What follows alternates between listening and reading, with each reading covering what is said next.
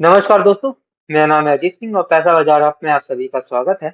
आज हम बात करने वाले हैं चार स्टॉक्स के बारे में। सबसे पहले आईटीसी के बारे में बात करेंगे, जो प्राइस हाइक हुआ है तो इनके प्रोडक्ट में, और ब्लॉक डील्स के ऊपर सुजलॉन एनर्जी के क्वार्टर फोर की क्या गाइडेंस है।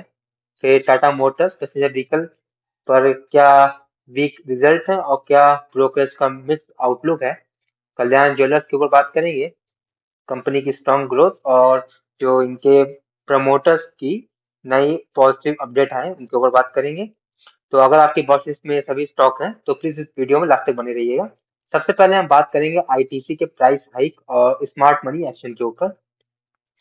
सिगरेट प्राइस हाइक, गवर्नमेंट ने एक्साइज ड्यूटी इंक्रीज की है तो सिगरेट के प्राइस हैं इनके, जो उनके मार्जिन कम हो गए कंपनी के।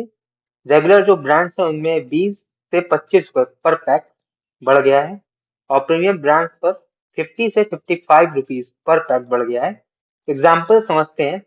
विल्स नेवी कट, इनका प्रोडक्ट है 95 रुपीज का था पहले, अब 120 का हो गया है। और गोल्ड फ्लैग किंग, जो 170 का था अब वो 220 से 225 के आसपास हो गया है।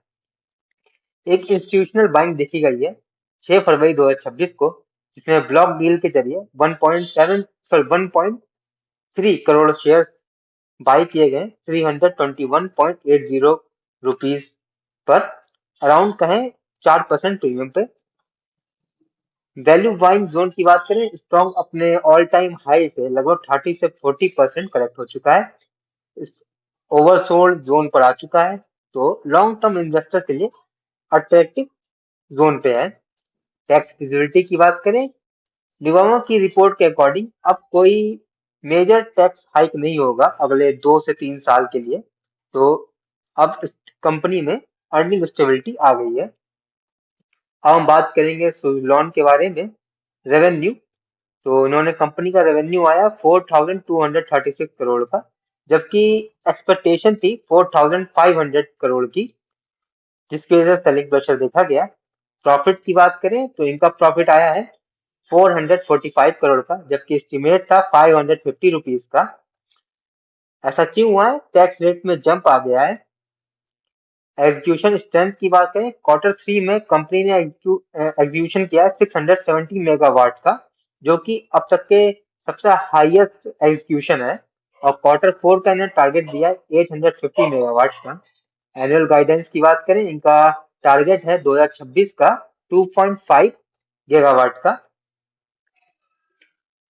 ग्रोथ आउटलुक की बात करें, 2026 में मैनेजमेंट की गाइडेंस है और कॉन्फिडेंट भी है, 60% ईयर ऑन ईयर बेसिस पर ग्रोथ करेंगे। टाटा मोटर्स पैसेंजर व्हीकल पे बात करें, पुअर क्वार्टर थ्री की परफॉर्मेंस रही है। Revenue 26% year on year basis पर डाउन हुआ है। पहले प्रॉफिट था 5485 करोड़ का, जो कि घट करके हो गया है 3483 करोड़ का। साइबर अटैक से इम्पैक्ट क्या हुआ है? जेएलआर साइबर इशू हुआ, जिसकी वजह से इनके प्रोडक्शन का लॉस हुआ है कंपनी को 50,000 यूनिट्स का। ब्रोकरेज व्यू की बात करें तो मोतीलाल ओसवाल ने सेल की रेटिंग दी है और टारगेट प्राइस दिया है 323 का। डिवामा ने बाई की रेटिंग दी है और टारगेट प्राइस दिया है 430 का। एक अचीवमेंट है कंपनी का, 1 लाख प्लस बुकिंग की है टाटा ने कर्व एसयूवी की, और कंपनी प्रोडक्शन थोड़ा बढ़ा रही है ताकि कार का जो वेटिंग पीरियड है वो कम हो सके। अगला स्टॉक है कल्याण ज्वेलर्स, तो स्ट्रॉन्ग ग्रोथ है और मिक्स शेयर होल्डिंग की बात करेंगे। Revenue growth, revenue from operation निकल के आया है कंपनी का 1343 करोड़ का, ईयर ऑन ईयर बेसिस पर 42% की ग्रोथ है। मार्केट को उम्मीद थी 29.5% की होगी, लेकिन कंपनी की काफी अच्छी ग्रोथ है। प्रॉफिट की बात करें, इनका निकल के आया 416 करोड़ का, ईयर ऑन ईयर बेसिस पर 84% की ग्रोथ है।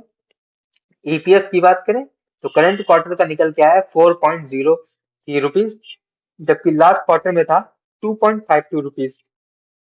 प्रमोटर्स एक्शन की बात करें तो प्रमोटर्स का फोकस रहेगा, जो उन्होंने प्लेज कर रखा है, क्या कहें, शेयर गिरवी रखे हैं, उनको कम करना, तो ये पॉजिटिव सिग्नल की तरह लिया जा रहा है।